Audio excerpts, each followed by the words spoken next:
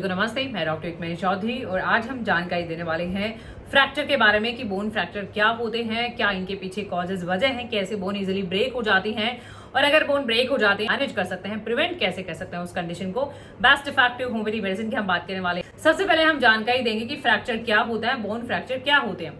देखिए, फ्रैक्चर का मतलब है कि बोन का जो एक कॉन्टिन्यूटी रहता है बोन टिश्यूज का, उसमें ब्रेक हो जाना, डिसकॉन्टिन्यूएशन हो जाना, ब्रेक हो सकता है उसमें, तो उसको हम फ्रैक्चर कहते हैं। और फ्रैक्चर बहुत टाइप के होते हैं। फ्रैक्चर कंपाउंड फ्रैक्चर देखा जाता है।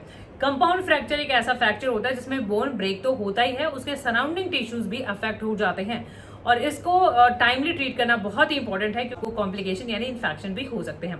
एक होता है क्लोज फ्रैक्चर, यानी जिसमें सिर्फ बोन ही अफेक्ट होती है, सराउंडिंग टिश्यू अफेक्ट नहीं होते हैं। जैसे डिसलोकेट फ्रैक्चर, इसका मतलब ये होता है कि अगर आपके जॉइंट डिसलोकेट हो जाते हैं और बोन फ्रैक्चर देखा जाता है तो ऐसे लॉन्गिट्यूडनल, जिसमें लॉन्गिट्यूडनल ब्रेक देखा जाएगा, ट्रांसवर्स जिसमें ट्रांसवर्स ब्रेक देखा जाएगा। बात करना चाहेंगे हम हेयरलाइन आता है, ग्रीन स्टिक फ्रैक्चर आता है, हेयरलाइन में बहुत ही थिन एक ब्रेक हो जाता है तो उसको हम हेयरलाइन फ्रैक्चर कहते हैं। हम बात करना चाहेंगे ये कॉजेज की कि इसके पीछे वजह क्या होती है कि क्यों आपकी बोन इजीली ब्रेक हो जाती है, क्या कॉजेज हैं।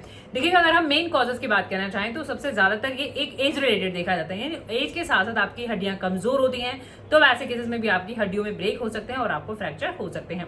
ये कारण चाहेंगे महिलाओं में ऑस्टियोपोरोसिस, यानी महिलाएं जब मेनोपॉज के टाइम को अचीव करती हैं, जब उनके पीरियड स्टॉप हो जाते हैं तो ईस्ट्रोजन लेवल ड्रॉप करता है, जिसकी वजह से क्योंकि ईस्ट्रोजन आपकी बोन हेल्थ के लिए रिस्पॉन्सिबल है, तो ईस्ट्रोजन का लेवल ड्रॉप होता है तो भी आपकी हड्डियां कमजोर हो जाती हैं और आप प्रोन हो जाते हैं, टेंड हो जाते हैं, यानी कि फ्रैक्चर के आप रिस्क पे हो जाते हैं। कुछ रिस्क फैक्टर्स और ज्यादा ओवरवेट होना, क्योंकि ओवरवेट होने की वजह से आपकी बोन जो है वो वेट और स्ट्रेस नहीं बेयर कर पाती है। वैसे देखिएगा, बोन का ये बिलीव करा जाता है कि बोन नेचुरली इतनी स्ट्रांग रहती है कि वो एक फोर्स जो है उसको बेयर कर सकें, बट कई बार बहुत ज्यादा अगर मान लो फोर्स है या फिर कोई कंप्रेशन है, इस तरीके का है, फोर्स लगता है तो उस केस में बोन फ्रैक्चर हो जाता है। बात करना चाहेंगे कुछ पैथोलॉजिकल कंडीशंस होती हैं, मान लो अगर कैंसर की हम बात करना चाहें जिसमें आपकी हड्डियां कमजोर हो जाती हैं, ऐसे केस में आपकी हड्डियां इजीली ब्रेक कर सकती हैं। या फिर हम विटामिन डी की डेफिशिएंसी की बात करें या कैल्शियम की डेफिशिएंसी की बात करें तो इन दोनों की कमी से भी आपकी हड्डियां कमजोर देखी जा सकती हैं। यानी ये कुछ कॉजेज और रिस्क फैक्टर्स हैं, अगर आप इन पे ध्यान दे लेते हैं तो आप बचा सकते हैं अपनी बोन को फ्रैक्चर होने से। तो ये कारण और रिस्क फैक्टर्स की बात चाहेंगे साइन और सिम्टम्स की, कि अगर क्या लक्षण होते हैं, आपकी बोन तो फ्रैक्चर हो चुके हैं, उसके साथ साथ क्या और सिम्टम हो सकते हैं और कभी कॉम्प्लिकेटेड है, you see your doctor right away. देखिए, बात करना चाहेंगे बोन तो आपके फ्रैक्चर हो ही चुके हैं, यानी बोन ब्रेक हो चुकी है, अब बोन के टिश्यू में एक डिसकॉन्टिन्यूटी हो गई है, तो उसके साथ सिम्टम्स ये रहेंगे कि मान लो अगर बोन फ्रैक्चर के सराउंडिंग टिश्यूज भी अफेक्ट हुए हैं तो वहाँ पे स्वेलिंग हो सकती है, उस कंडीशन पे वो एरिया पेन कर सकता है और अनेबल टू मूव, यानी आप मूव भी नहीं कर पाते उस पार्ट को जहाँ पे फ्रैक्चर हुआ होता है। अगर ज्यादा फ्रैक्चर की बात है, ये डिपेंड करता है कि आपका कॉज ऑफ इंजरी क्या है, किस टाइप का इंजरी हुआ है, क्या आपका एज है, सिम्टम हमेशा इस बात पे डिपेंड करेंगे और कितना ज्यादा इंजरी हुआ है और किस पर्टिकुलर बॉडी पार्ट का इंजरी है, इस पे सिम्टम डिपेंड करेंगे। बात करिए पेनफुल कंडीशन है, मूव नहीं कर पाते हैं आप उस पार्ट को, उससे आप वेट भी नहीं उठा पाते हैं, जिस पार्ट का फ्रैक्चर देखा जाता है, और साथ में स्वेलिंग है, नील पड़ जाना, ब्रूजेस वहां पे देखे जा सकते हैं, काफी पेनफुल कंडीशन ये हो सकता है। ग्रेडिंग सेंसेशन भी वहां पे देखा जा सकता है और बहुत ही ज्यादा सीरियस अगर फ्रैक्चर देखे जाते हैं तो उनमें डिजीनेस है, गिडीनेस है ना, और भी सिम्टम्स एड ऑन हो जाते हैं। डायग्नोसिस की, कैसे हम डायग्नोस करते हैं कि आपकी बोन का फ्रैक्चर है। बोन फ्रैक्चर के लिए हमेशा एक तो आपका फिजिकल एग्जामिनेशन तो कराई जाता है और साथ में हम बात करना चाहेंगे एक्सरे, जो कि एक मस्ट टेस्ट है, एक्सरे करा जाता है और जरूरी होने पे बहुत ज्यादा कॉम्प्लिकेशन है तो सीटी स्कैन और एमआरआई भी कर सकते हैं, यानी ये कुछ जांचें हो सकती हैं। फिर हम बात करना चाहेंगे फ्रैक्चर। देखो, बोन के बारे में ये फैक्ट है कि बोन में एक नेचुरल टेंडेंसी होती है हीलिंग की, रिकवरी की। मान लो अगर आपकी बोन फ्रैक्चर भी हो जाती है तो उसका एक नेचुरल टेंडेंसी होता है कि वो अपने आप को हील करे और रीयूनियन कर ले, ऐसा देखा जाता है।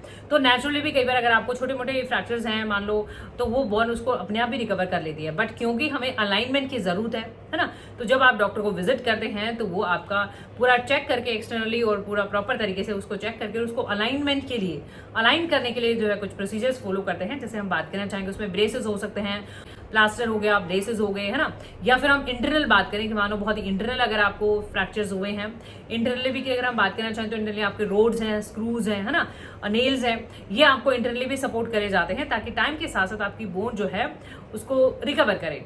प्रोसीजर्स हैं जो करे जा सकते हैं। बाकी बहुत ही सीरियस और क्रिटिकल कंडीशन है तो आप सर्जरी के अप्रोच भी कर सकते हैं। कैसे आप प्रिवेंट कर सकते हैं, यानी कैसे आप इस कंडीशन को बचा सकते हैं कि आपको फ्रैक्चर्स ना हो, आपकी बोन कैसे हेल्दी रहे। देखिए, जैसा कि हमने बताया कि आपको एक तो कैल्शियम, आपका बैलेंस डाइट होना बहुत जरूरी है, आपका कैल्शियम और विटामिन रिच डाइट होना बहुत जरूरी है। यानी कैल्शियम लें आप चीज ले सकते हैं, आप योगर्ट और मिल्क ले सकते हैं, कैल्शियम रिच प्रोडक्ट आप यूज करें डाइट में। मिल्क की हमने यहाँ पे बात करी। फिर बात करना चाहिए विटामिन डी भी कैल्शियम के एब्जॉर्प्शन के लिए जरूरी है, तो विटामिन डी भी आपको लेना बहुत इंपॉर्टेंट है। आप मॉर्निंग सनलाइट में एक्सपोज कर सकते हैं और इसके साथ साथ आप कुछ सप्लीमेंट भी ले सकते हैं अगर बहुत ज्यादा डेफिशिएंसी है। ऑयली फिश भी आप यूज कर सकते हैं और एग भी यूज कर सकते हैं, है ना। अगर आपको विटामिन डी की डेफिशिएंसी है तो आप विटामिन डी और कैल्शियम रिच रखें। अपने वेट पे आप कंट्रोल रखें। देखिए, आप ओवरवेट रहते हैं तो आपकी बोन के लिए वो एक तरह का फोर्स करता है, तो बेटर है कि आप अपना वेट को कंट्रोल करें ताकि आपको ये प्रॉब्लम ना क्रिएट हो। हाँ, तो एक्सरसाइजेस बिलीव करा जाता है कि आप वेट बियरिंग एक्सरसाइज कर सकते हैं, यानी एक्सरसाइजेस आपकी मसल्स के लिए और आपकी मसल मास के लिए और आपकी बोन हेल्थ के लिए एक्सरसाइज बहुत ही बेनिफिशियल रहती हैं। तो थोड़ा वेट बियरिंग एक्सरसाइज आप कर सकते हैं। तो ये कुछ ऐसे हैं। स्मोकिंग और एल्कोहल आप अवॉइड करें क्योंकि हीलिंग में भी इंटरफेयर करते हैं। सिम्फाइटम होम्योपैथी में नंबर 1 रेमेडी है। अगर आप यूट्यूब पे देख रहे हैं, सभी मेडिसिन के लिंक आपको नीचे डिस्क्रिप्शन बॉक्स में मिल जाएंगे, बट आपको सभी मेडिसिन नहीं यूज करनी है, आपको अपने केस के अकॉर्डिंग दवा यूज करनी रहती है। सिम्फाइटम हमने बात करी है, ये 200 पाव में है, आप 30 से भी स्टार्ट कर सकते हो, 200 से भी। ड्रॉपर इन पे लगे हुए होते हैं। सिम्फाइटम आपने सुना होगा, बोन में नंबर 1 रेमेडी माना जाता है। सिम्फाइटम रीयूनियन यानी बोन की हीलिंग में बहुत हेल्प करती है। 1 या 2 ड्रॉप लेना है, दिन में 1-2 बार लेना है खाना खाने से पहले, और रेगुलरली आपको ये यूज कर लेना है। ये हाइपेरिकम हम तब यूज करते हैं जब क्रश्ड इंजरीज देखी जाती है, यानी ऐसी इंजरी जिसमें आपकी नर्व यानी सराउंडिंग टिश्यू भी अफेक्ट हो गया, आपके नर्व पे भी असर पड़ा है, नर्व भी कंप्रेस हो गई है, सुनपन आ गया है, नमनेस आ गया है, चलने फिरने में दिक्कत हो रही है, तो फिर हम यहाँ पे हाइपेरिकम यूज करते हैं। हाइपेरिकम सेम वे वैसे ही लेना रहता है, 1 या 2 ड्रॉप दिन में 1-2 बार खाने खाने से पहले रेगुलरली। क्या मोन्टाना आपने सुना ही होगा, अर्निका इंजरी में बहुत ही अच्छा है। देखो, अर्निकल इंजरी में बहुत अच्छा काम करती है, एज वेल एज अर्निका आपको, क्योंकि वहां पे स्वेलिंग देखी जा रही है, फ्रैक्चर में वहां पे नील पड़ जाते हैं, जो ब्रूजेस वहां पे हो जाते हैं, और साथ में मसल्स की स्वेलिंग है, पेन है, तो उसको रिलीव करने के लिए हम अर्निका यूज करते हैं। वैसे ही 1-2 ड्रॉप ड्रॉपर की हेल्प से सेम वैसे लेना रहेगा, 1-2 ड्रॉप। इसको हम स्टार्टिंग में देते हैं, फ्रैक्चर के बिल्कुल स्टार्टिंग में देते हैं ताकि आपकी स्वेलिंग कम हो जाए।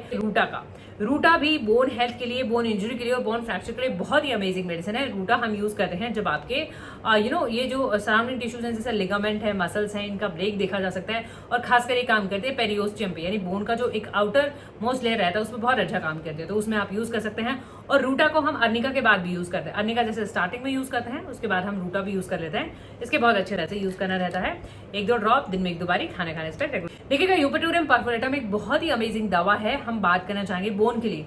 इसको हम फीवर में, फ्लू में तब यूज करते हैं जब बोन, हम ये भी कहते हैं बोन फीवर, यानी बोन पेन अगर देखा जाता है, तो बोन का जब एक्चुअल ब्रोकन बोन भी होती है तो भी हम इसको यूपेटोरियम को यूज करते हैं। बोन पेन में बहुत अच्छा काम करते हैं, डीप पेन में 1-2 ड्रॉप। देखिएगा, ये थोड़ा स्मॉलर क्वांटिटी आप इस तरीके से खरीद सकते हैं, 200 में 1-2 ड्रॉप दिन में 1-2 बार खाने खाने का। फॉस्ट, देखिए, ये आपने बच्चों में बहुत सुना होगा, कैलकेटा फॉस बोन की है, इसमें क्या है, तो ये बहुत हेल्प करती है बोन की ग्रोथ में। तो आप बच्चों में भी स्टार्ट कर सकते हैं, जिनमें आपको लगे बोन की बोन डेंसिटी कम है या बोन बहुत ज्यादा वीक है, तो 1-2 टैबलेट दिन में 1-2 बार खाना खाने से पहले। और अडल्ट डोज की हम बात करना चाहें तो 2-2 टैबलेट दिन में 2-3 बार खाना खाने से पहले। 4 के बारे में देखिए, R34 रिकैल्सिफाइंग ड्रॉप, ये भी बोन हेल्थ के लिए बहुत ही अच्छी दवा है। ये लिक्विड फॉर्म में आता है, ये लिक्विड फॉर्म में आएगा। लेने का तरीका आपको ऐसा रहेगा, 5-10 ड्रॉप्स लीजिएगा, 2-3 चम्मच गुनगुने पानी में, दिन में 2-3 बार खाना खाने से पहले रेगुलरली। आपको फिर से बताना चाहूंगी, ये सभी मेडिसिन आपको साथ में नहीं लेनी रहेंगी, आपको अपने केस के अकॉर्डिंग मेडिसिन लेनी रहती है। होम्योकेयर की टैबलेट्स, होम्योकेयर की टैबलेट ज्यादातर हम ऑस्टियोपोरोसिस में यूज करते हैं। फीमेल में जब ज्यादातर ऑस्टियोपोरोसिस के टाइम पे यूज करते हैं, बोन हड्डियां बहुत वीक हो जाती हैं, फ्रेजाइल हो जाती हैं, और ज्यादातर महिलाओं में ड्यूरिंग मेनोपॉज तो हम ये यूज करते हैं। इसका 1-2 टैबलेट दिन में 1-2 बार खाने खाने से। ये वीडियो आपकी हेल्प कर सके, इन वीडियो से आपकी हेल्प होती है तो प्लीज आप इन्हें लाइक करें, शेयर करें, चैनल पर नए तो चैनल को सब्सक्राइब जरूर कीजिएगा, बेल आइकन घंटी जरूर प्रेस कीजिएगा नोटिफिकेशन रिसीव करने के लिए। Thank you for your time, thank you for watching, keep watching, keep supporting, thank you so much.